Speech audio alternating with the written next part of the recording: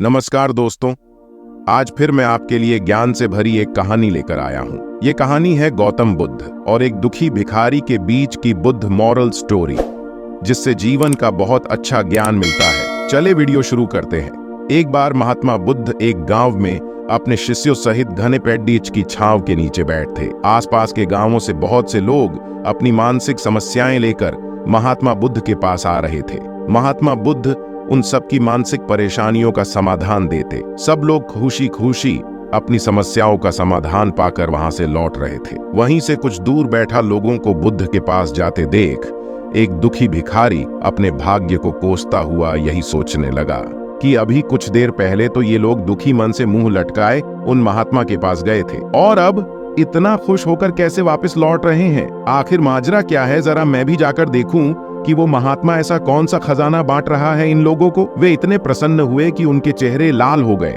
जब वो दुख भिखारी कुछ नजदीक गया तो उसने देखा कि ये महात्मा तो लोगों को प्रवचन देकर लोगों के दुख का निवारण कर रहे हैं। यह देखकर भिखारी के मन में भी तीव्र इच्छा हुई कि क्यों न मैं भी इन महात्मा को अपना दुख बताऊं, मुझे भी अपने दुख का समाधान अवश्य मिलेगा।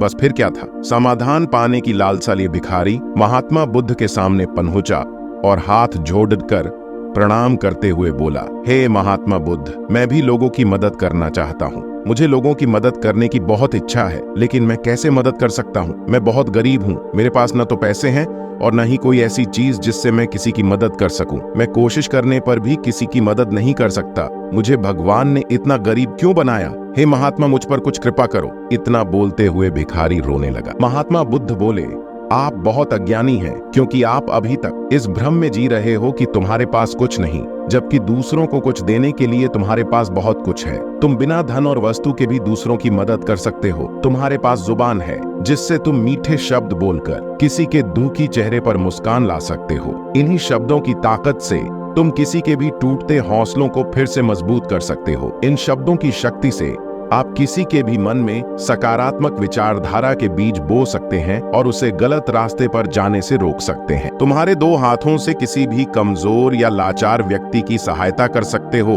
आपके दो आंखें किसी अंधे को रास्ता दिखा सकते हैं। तुम किसी के लिए दुआ कर सकते हो। यह हो सकता है कि उनके बुरे काम फिर से हो जाएं। आप किसी के अच्छे स्वास्थ्य की कामना कर सकते हैं, लेकिन अज्ञानतावश तुम अब तक इस बात को समझ नहीं पाए और इस भ्रम में अब तक जीते रहे कि तुम्हारे पास मदद करने के लिए कुछ नहीं। किसी की मदद करने के लिए धन और वस्तु का होना अनिवार्य नहीं है। बिना धन और वस्तु के भी हम कई प्रकार से लोगों की मदद कर सकते हैं। महात्मा बुद्ध के ज्ञान से भरे ये सुंदर शब्द सुनकर भिखारी के चेहरे पर मुस्कान आ गई और वह खुशी से झूमता हुआ वहां से चला गया।